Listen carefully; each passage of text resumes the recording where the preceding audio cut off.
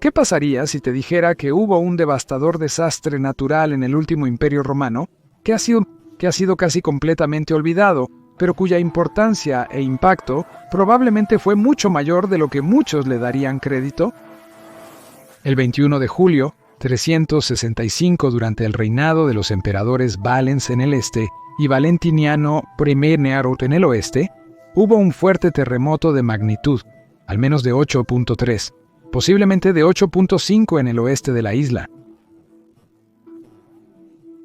El 21 de julio, en el primer consulado de Valentiniano y su hermano, peligros temibles se extendieron repentinamente por todo el mundo, tales como no se relatan en ninguna fábula o historia antigua.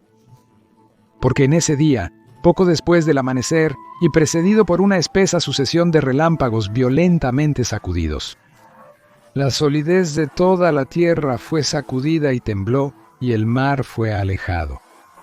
Sus olas fueron retrocedidas y desapareció, de modo que se descubrió el abismo de las profundidades y se vieron muchas variedades de criaturas marinas atrapadas en el lodo. Los grandes desiertos de esos valles y montañas que la misma creación había desechado bajo los vastos remolinos en ese momento, como se creía, miraron los rayos del sol. Muchas naves entonces quedaron varadas como si estuvieran en tierra seca, y la gente se maravillaba a voluntad sobre los escasos restos de las aguas para recoger peces y similares en sus manos. Luego, el mar rugiente, como si estuviera insultado por su rechazo, se levanta de nuevo a su vez y a través de los bancos de peces se lanzó violentamente sobre islas y extensas áreas del continente y aplastó innumerables edificios en ciudades o donde quiera que se encontraran.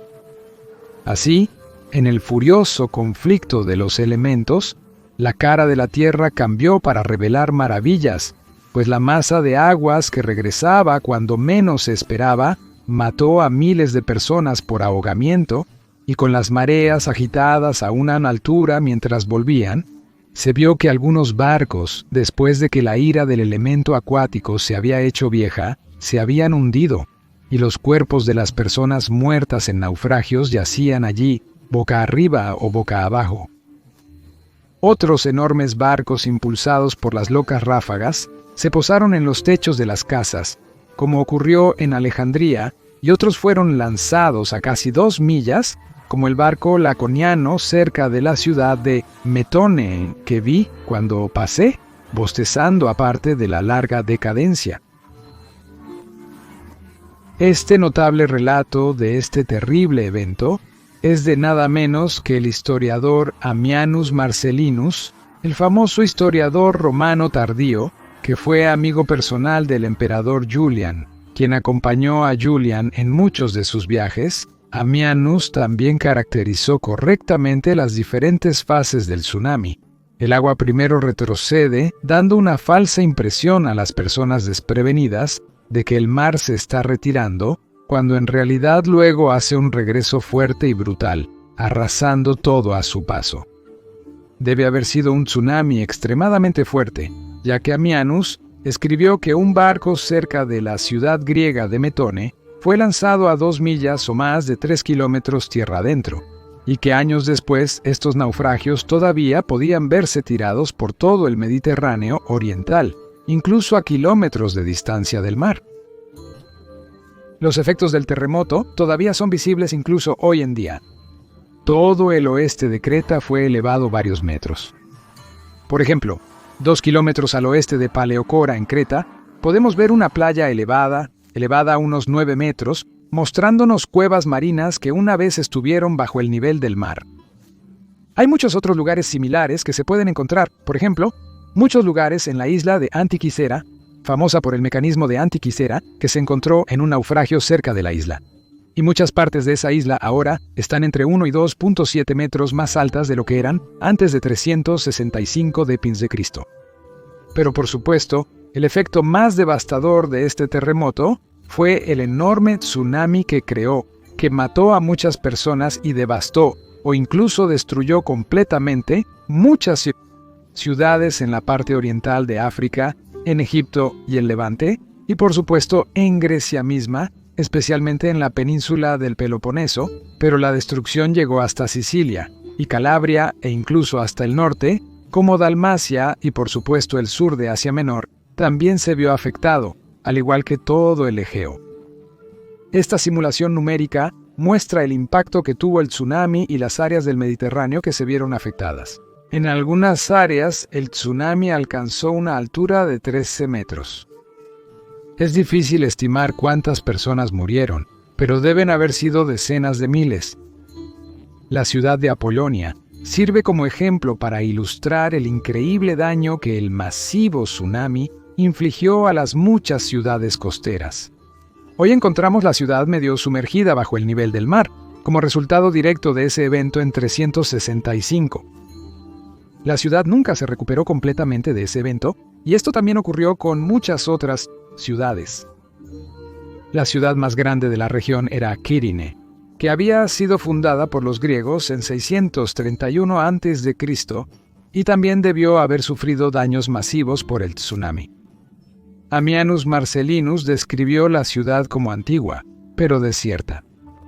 Probablemente estuvo en esa región solo algunos años después de ese día fatídico, por lo que escucharlo hablar sobre una ciudad tan grande desierta suena muy drástico. Ciertamente exageró esa afirmación para un efecto dramático, sin embargo, debe haber habido algo de verdad en ella. Además está la ciudad mencionada específicamente por Ammianus Marcellinus, Metone. Escribió que vio un naufragio de un barco laconiano cerca de la ciudad, aparentemente llevado a una gran distancia tierra adentro por un tsunami. Metone hoy en día se encuentra mayormente bajo el agua, un testimonio del terremoto y el tsunami subsiguiente de 365. Y luego, por supuesto, también tenemos que mirar a Alejandría, que en aquellos tiempos era la más grande de todas las ciudades costeras de África, Egipto y el Levante. En Alejandría seguramente fue muy trágico. Ammianus escribió que cuando el agua retrocedió, miles de personas acudieron a la costa para ver ese extraño espectáculo, ver los barcos de repente en tierra seca donde antes había agua, ver peces y otras criaturas marinas de repente en tierra seca y ver arena donde no mucho antes había estado el mar. Pero cuando las olas regresaron, esta vez mucho más masivas, miles de personas se ahogaron y el tsunami alcanzó lugares bastante altos. Derribó muchos edificios, muros y columnas y causó destrucción en muchas partes de la ciudad. No sabemos exactamente cuántas personas murieron, pero considerando la densidad de población increíblemente alta de Alejandría, considerando eso y el relato de Ammianus de miles de personas ahogándose, podemos imaginar que desafortunadamente muchas personas fueron asesinadas por el repentino ataque de agua en Alejandría. De hecho, según Ammianus y Sozomen, ese evento debió haber sido tan brutal y devastador que incluso en el siglo VI a.C., el aniversario del desastre todavía se conmemoraba anualmente en Alejandría como un día de horror. Por supuesto, la destrucción en Creta misma también debe haber sido muy severa, pero allí fue más causada por el terremoto en sí, en lugar del tsunami.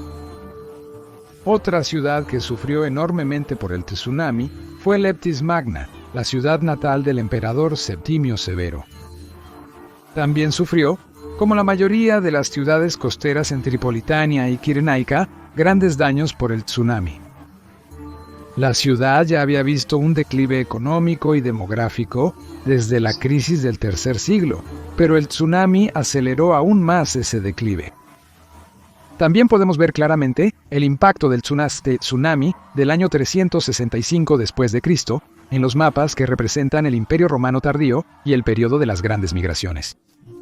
Por ejemplo, siempre me pregunté al mirar los mapas del reino vándalo por qué nunca se extendió más hacia el este y nunca pareció haber abarcado las ciudades de la Tripolitania oriental, y por qué había esta extraña extensión de tierra de nadie entre el Imperio Romano Oriental y el reino vándalo.